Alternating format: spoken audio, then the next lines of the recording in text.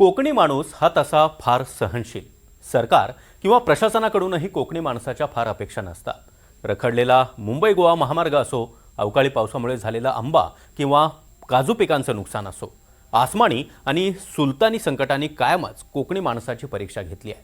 आता याच कोकणी माणसासमोर एक नवं संकट उभं ठाकलंय. हे संकट आहे पेट्रोल टंचाईचं. इंधनाअभावी काय आहे कोकणातली स्थिती पाहूया.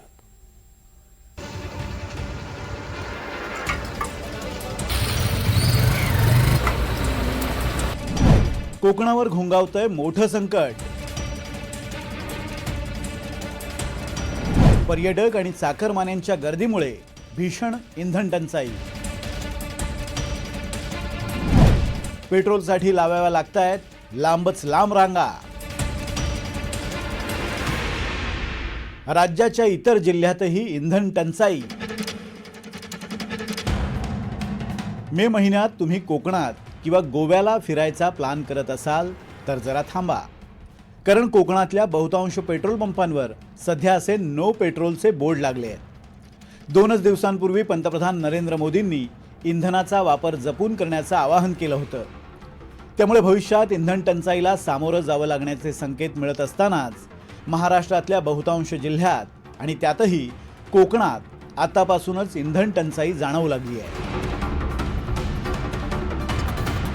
आखाती देशातील युद्धाच्या पार्श्वभूमीवर सध्या कच्च्या तेलाचा पुरवठा कमी होतोय. त्यातच सरकारी तेल कंपन्यांनी तोटा कमी करण्यासाठी इंधन पुरवठ्यावर निर्बंध आणलेत. याशिवाय तेल कंपन्यांनी संपूर्ण पेमेंट केल्याशिवाय इंधन पुरवठा नाही अशी भूमिका घेतली आहे. आणि सर्वात महत्त्वाची बाब म्हणजे उन्हाळी सुट्यांमुळे कोकणात चाकरमानी आणि पर्यटकांची गर्दी प्रचंड वाढली आहे.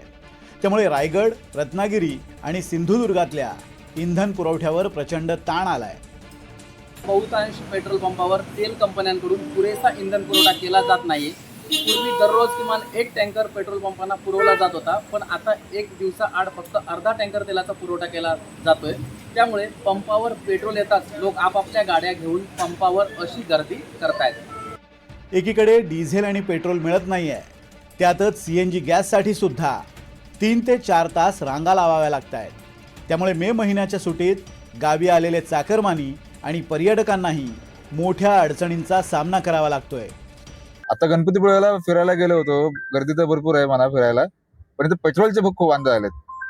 रांगा लागला पेट्रोलचे, आणि पेट्रोल पंप पेट्रोल पण मिळत नाही. आता तुम्ही इथे बघू शकता, इथे पण पेट्रोल संपलंय. आता परत मी माझ्या राहत्या ठिकाणी जातोय, तिकडे जाऊ कसं? माझ्या गाडी तर रिझर्वला लागली, करू काय? तर CNG पण मिळत नाही. CNG गाडी आणून पण काय उपयोग झाला नाही. आणि पेट्रोलची तर खूप पिकट स्थिती खूप बेकार आहे. करून तासोन तास पेट्रोलसाठी थांबायला लागत आहे इथे.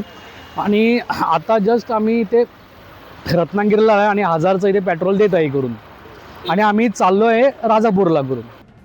तुटवड्याची स्थिती लक्षात घेता पेट्रोल आणि डिझेलचं रेशनिंग सुरू करण्यात आलंय. मुंबई गोवा महामार्गावरील पंपांवर 4 चाकी वाहनांना एका वेळी फक्त 1000 ते 1500 रुपयांचं पेट्रोल किंवा डिझेल दिलं जात आहे.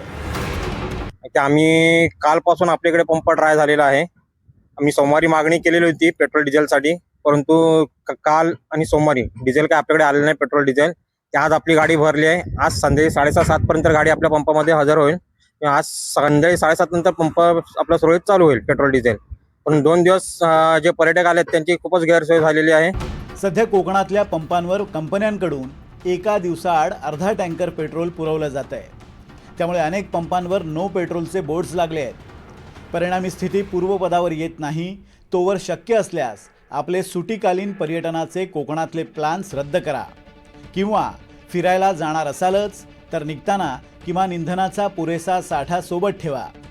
शहराबाहेर पडण्यापूर्वी पेट्रोल टाकी फुल करून घ्या. सध्या देशात 60 दिवस पुरेल एवढाच इंधन साठा असल्याची माहिती केंद्र सरकारने दिली आहे. त्या पार्श्वभूमीवर तेल बचतीचं आवाहन खुद्द पंतप्रधान नरेंद्र मोदी यांनी केलं आहे. त्याला सकारात्मक प्रतिसादही मिळतोय. मात्र आगामी काळात होर्मुझच्या खाडीतून तेल पुरवठा सुरळीत न झाल्यास पुन्हा एकदा लॉकडाऊन सदृश्य परिस्थिती उद्भवल्यास आश्चर्य वाटायला नको. किंबहुना त्याचे पडसाद आतापासूनच कोकणात दिसू लागले आहेत. सिंधुदुर्गहून गुरुप्रसाद दळवीसह राकेश गुडेकर, NDTV मराठी, रत्नागिरी.